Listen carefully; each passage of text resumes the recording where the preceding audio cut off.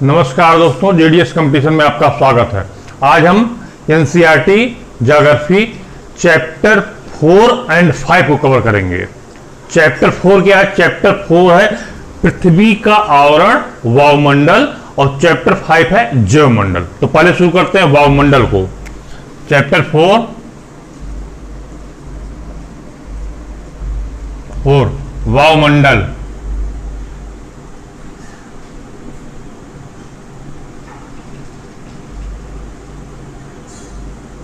इससे पहले भी वायुमंडल हमारे किसी वीडियो में आ चुका है, किसी एनसीईआरटी के चैप्टर में था, बहुत छोटी सी जानकारी थी। यहां पे कुछ डिटेल जानकारी उसकी अवेलेबल हम कराएंगे। वायुमंडल तो आपको पहले भी मैं बताया था उस समय। ये है हमारी पृथ्वी और ये इसके जो बाह्य आवरण है, ये इसी को हम वायुमंडल कहते हैं, पृथ्वी का। और ये सबसे ज्यादा गतिशील है। आप देखते हैं गतिशीलता इसकी है कि तापमान बदलते रहते हैं। दिन में तापमान कुछ और, रात में तापमान कुछ और, वायुमंडल की वजह से। ठीक। और कभी कभी गर्मियों में आप अचानक देखते हैं कि दोपहर के बाद में तापमान बहुत गिर जाता है और बहुत तेज तूफान आ जाता है। ये भी होता है। ये इसकी गतिशीलता की वजह से। अब ये प्रभावित किससे हो रहा है ये वायुमंडल? एक तो होगा ताप से। वो ताप कहां से? सूर्य से। ये सूर्य हो गया।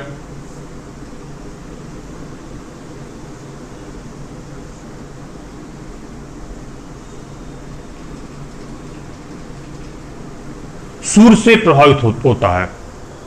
सूर्य पृथ्वी से 13 लाख गुना बड़ा है और 15 करोड़ किलोमीटर की दूरी पर है पृथ्वी से। 13 लाख गुना बड़ा है और 15 करोड़ किलोमीटर की दूरी पर है। और सूर्य से जो इस सूर्य में इसके अंदर हाइड्रोजन जो है, ऊर्जा सूर्य को कहां से मिल रही है? इसके अंदर जो हाइड्रोजन है वो हीलियम में कन्वर्ट होता है। इसी से ऊर्जा, और सूर्य से जो ऊर्जा निकलती है उस ऊर्जा को कहते हैं विद्युत चुंबकीय विकिरण। ठीक है, समझ में आ गया होगा। अब आगे चलते, सूर्य ताप क्या है? ये तो सूर्य होगा। सूर्य ताप क्या है? ये पृथ्वी की सतह पर आने वाले जो इस सूर्य से जो भी विकिरण पृथ्वी की सतह पर पहुंच रहा है, इसी को हम सूर्य ताप बोलते हैं। ठीक। लगभग, और जितना यहां से ऊर्जा आ रही है उसका 35% तो रिफ्लेक्ट हो जा रहा है अंतरिक्ष में, और कुछ ओजोन लेयर के द्वारा अवशोषित हो जा रहा है। कुल मिलाकर पृथ्वी पर 51% सूर्य की जो ताप है वो 51% ही पृथ्वी पर पहुंच पाती है। बाकी सब रिफ्लेक्ट कर दी जाती है या अवशोषित कर ली जाती है। अब ये आपका वायुमंडल से संबंधित यहां पे पूरी जानकारी हुई। अब इसी पृथ्वी में अब और क्या क्या है? एक हो गया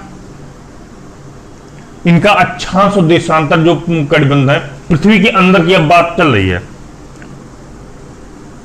ये आपका होगा 0 डिग्री,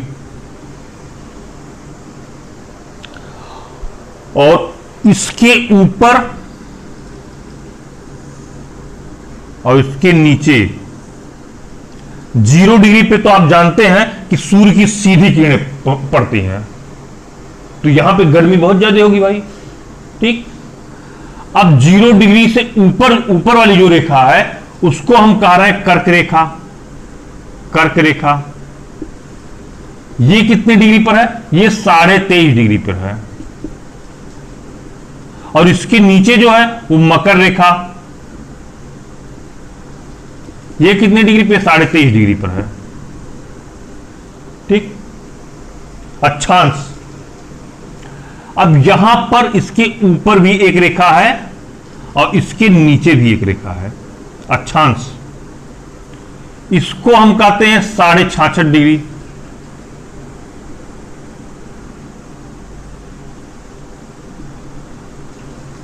अब इस पूरे रीजन को हम कह क्या रहे हैं? ये पूरा हो गया उष्णकटिबंधीय जोन, उष्णकटिबंध। और ये यहां पे उष्णकटिबंधीय और साढ़े तेईस से साढ़े 66 के बीच की जो स्थिति है इसको कहते हैं शीतोष्ण कटिबंध, शीतोष्ण कटिबंध।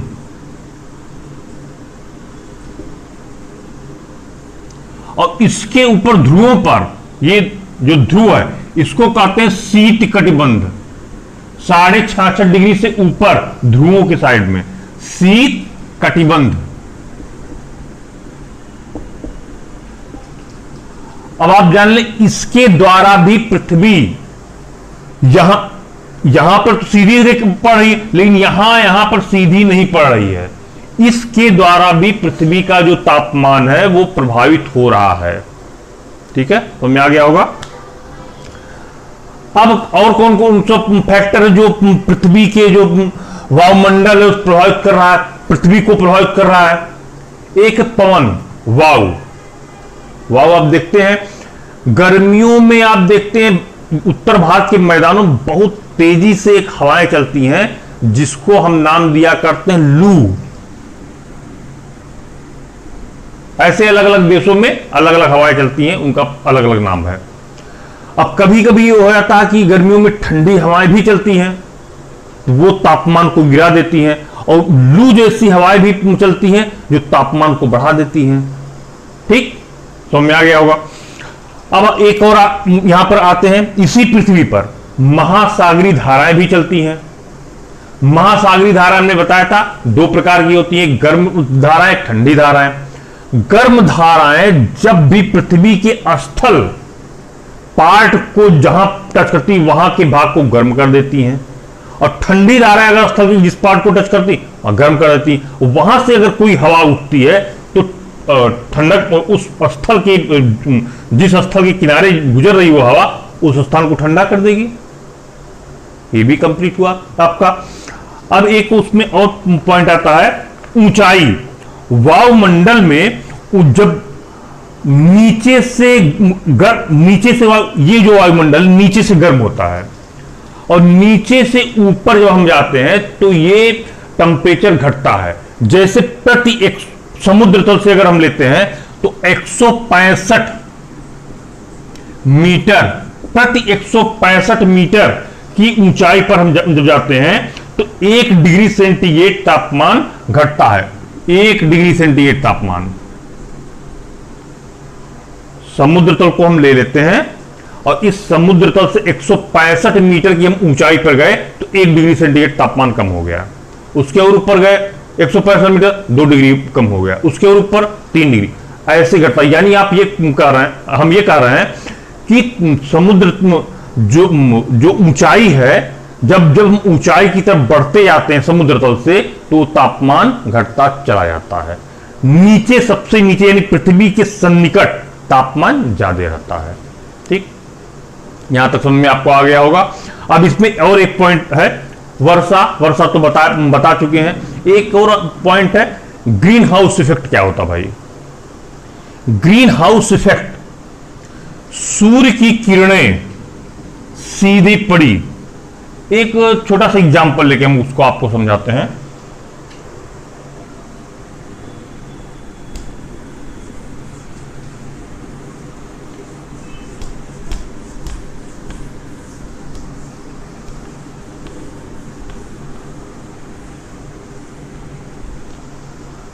ग्रीन हाउस इफेक्ट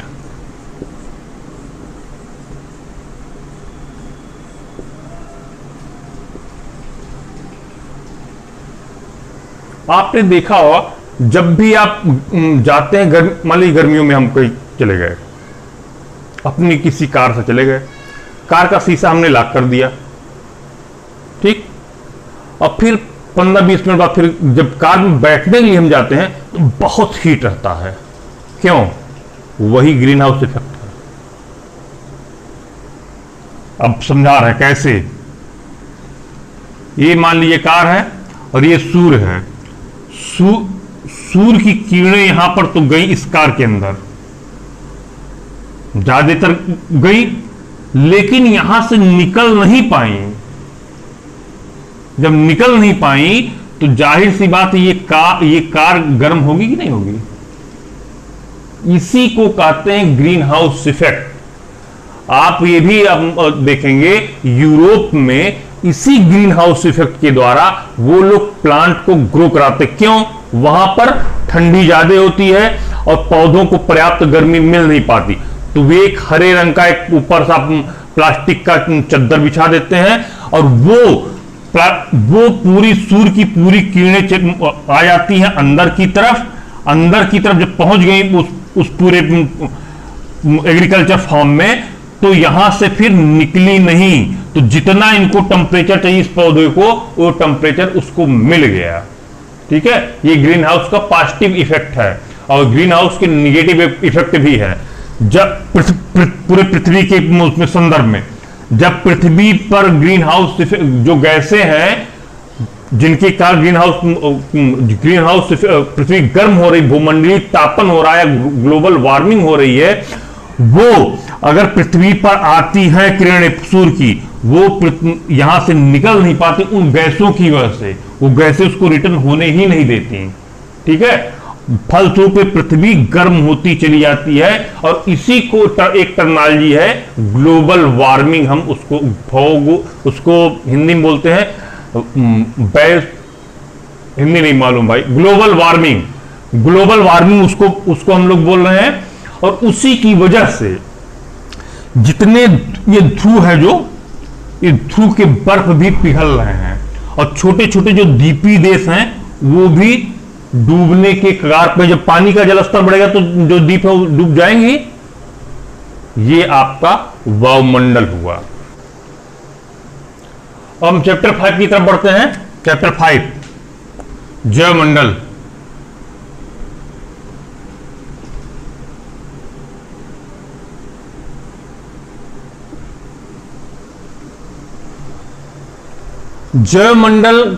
जैवमंडल में अनेक जीव होते हैं। उनको 3 वर्गों में विभाजित किया गया है।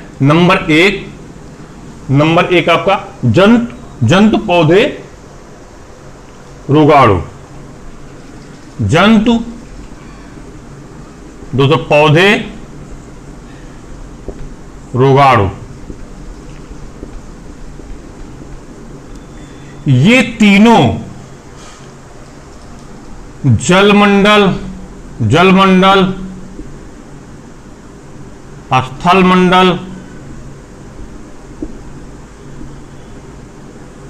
वायुमंडल, जहां पर इन तीनों का प्रेजेंस होगा वहां पर ये जो जितने पाए जा रहे हैं उसको पूरा मिलाकर हम कहते हैं जैवमंडल। ठीक है, अब इसमें एक पॉइंट आता पारिस्थितिकी तंत्र। अब इनका आपस में क्या संबंध है उसको तो बोल देते हैं इकोलॉजी, पारिस्थितिकी विज्ञान की भाषा में। लेकिन क्या क्या और रिलेशन तंत्र कैसे कैसे डेवलप किया है, रिलेशन जब के बारे में जब हम बात करते हैं तब उसको बोल देते हैं पारिस्थितिकी तंत्र। ठीक, अब आगे चलते हैं। पारिस्थितिकी तंत्र के 2 घटक है। पारिस्थितिकी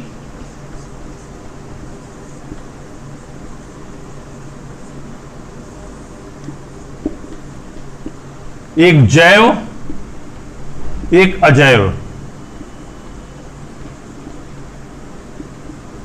जैव घटक में उत्पादक और उपभोक्ता आ जाते हैं। उत्पादक और उपभोक्ता।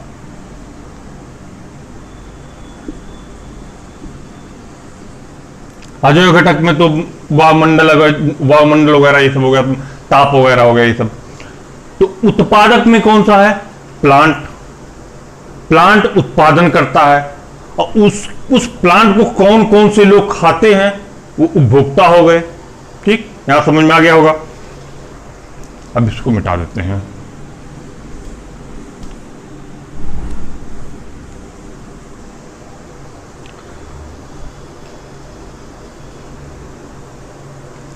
जैसे हम मान लेते हैं ये हो गया आपका सूर्य,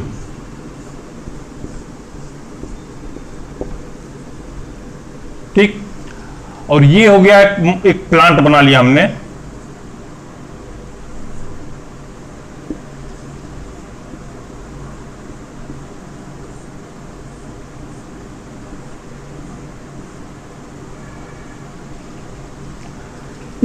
इस सूर्य की उपस्थिति में यह प्लांट अपना भोजन बनाता है। कैसे? फोटोसिंथेसिस प्रोसेस से। फोटोसिंथेसिस कैसे क्या होता है भाई? इनकी पत्तियों में क्लोरोफिल पाया जाता है। वो क्लोरोफिल सूर्य के प्रकाश की उपस्थिति में, पानी की उपस्थिति में ही अपना भोजन बनाता है। अब तब प्लांट ग्रो करता है। इसने तो भोजन बनाया, तो ये हो गया उत्पादक वर्ग। ये हुआ उत्पादक वर्ग। अब इसको कौन खाया भाई? इस प्लांट को, इस प्लांट को खाया घोड़ा। घोड़ा खाया। अब घोड़ा उपभोक्ता हो गया, प्राथमिक उपभोक्ता। और उसके बाद में अब घोड़े कौन खाया? घोड़े खाया शेर। घोड़े खाया शेर। ये इस शेर को कहते हैं गौड़ उपभोक्ता। ये इस जो डायरेक्ट खा रहा है इसको, वो तो उपभोक्ता हो गया। और ये शेर इनडायरेक्ट रूप से इसको खाया, इनडायरेक्ट रूप से। तो ये हो गया उपभोक्ता।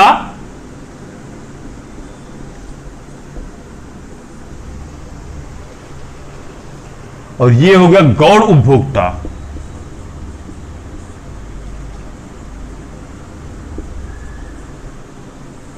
ठीक, समझ में आ गया होगा। अब ये पूरा प्रोसेस जो है, ये एक प्रोसेस बन गया। इसको कहते खाद्य श्रृंखला।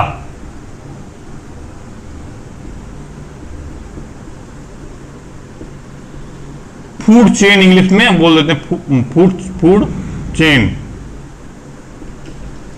ये पूरा एक फूड चेन बन गया। अब हम खाद्य पिरामिड के बारे में एक बार बता दें।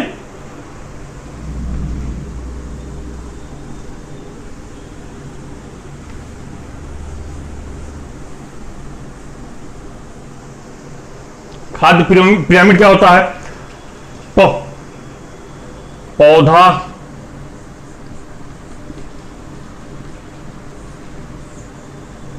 पौधे को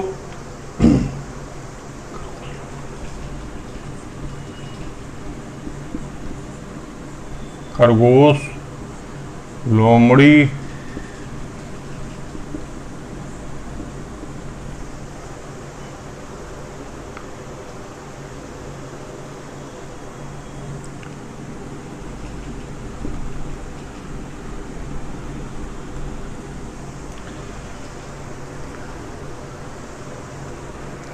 ये पौधा है। पौधे को खरगोश खाया, खरगोश को लोमड़ी खाए, लोमड़ी को अन्य कोई जंतु खा ले। मैंने लोमड़ी को मनुष्य ही खा लिया। ठीक, तो ये हो गया शाकाहारी, ये हुआ मांसाहारी, ये हो गया सर्वाहारी। अब ये पूरा एक पिरामिड बन गया। देखिए, इसको कहते हैं खाद्य पिरामिड। खाद्य पिरामिड। ठीक है। अब ये तो स्थल की बात होगी। इसी प्रकार जलीय परितंत्र में भी सारी प्रक्रियाएं होती हैं। आप देखते हैं जो ये समुद्री परितंत्र है, जैसे ये पारिस्थितिकी तंत्र स्थल पे होता है, इससे समुद्र के अंदर भी पारिस्थितिकी तंत्र होता है। और समुद्र जो समुद्री परितंत्र होता है वो सबसे बड़ा परितंत्र है भाई। 70% 30% पर तो स्थल है, 70% समुद्र है, तो उसके अंदर का परितंत्र तो बड़ा रहेगा ही रहेगा। ठीक है, ये कई बार क्वेश्चन पीसीएस में पूछा जा चुका है, यूपी पीसीएस में। आगे चलते हैं वन के बारे में। इस जो जैवमंडल में वन भी कई प्रकार के होते हैं, उसके बारे में इसके पहले के लेक्चर में मैं बता चुका हूं। इस कारण यहां उसको डिस्कस करना ठीक नहीं है। आज का जो चैप्टर था, चैप्टर 4 और 5, वायुमंडल और जैवमंडल, ये दोनों आज के फिनिश हुए। कल का हमारा लेक्चर सप्ताहांत का मोटिवेशनल आप जानते ही हैं, कल मोटिवेशनल डालेंगे, फिर संडे मंडे फिर कंटिन्यू रहेगा, अगले चैप्टर की तरफ हम बढ़ते हैं। नमस्कार, धन्यवाद।